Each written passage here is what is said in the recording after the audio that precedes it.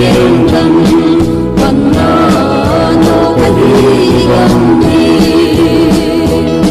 Sising Kahipupa Kamsaya Panna Kahikanam Henkul Suti Tukna Damre Kasat Singazan Dokadun Nabi Sumang Panjang Sampai Padun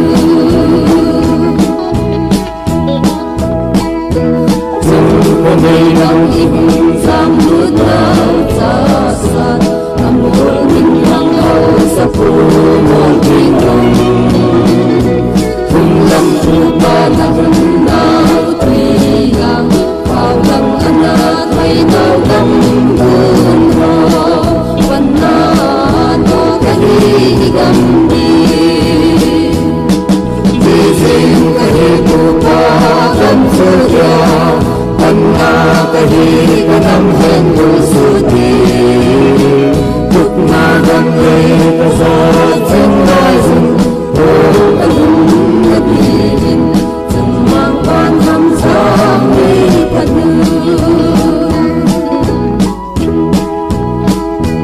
Tuna Tupalit Dalang Ladam Silbong Sanlehan Salva Nabungang Lenong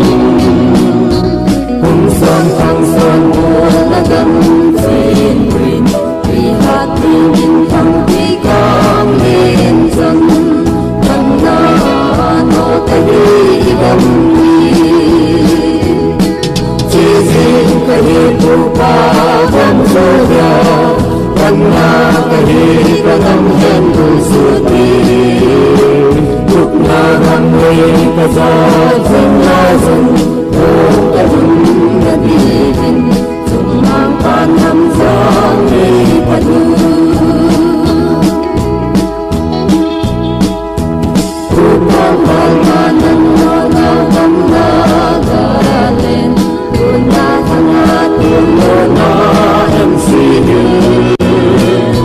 Salmanya ng may karmi ang mga Yung Chicago reflection Panano kahigamdi Sising kahipupa kamsaya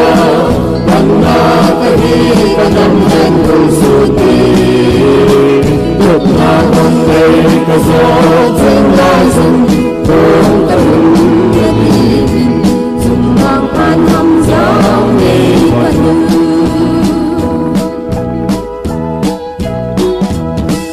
Mang Tingkutin Jangin Lainahi Manang Tulay Losang Anak Bangsa Nungsan Min Ihigam Padya Rupang Sila Luprating Panano Kahigamdi Sising Kahipupa Kamsaya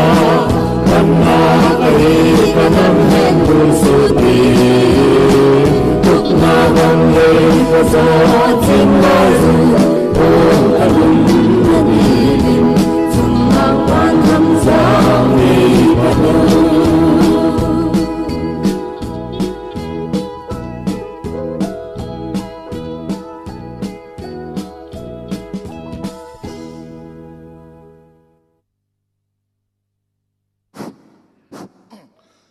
Thado Cultural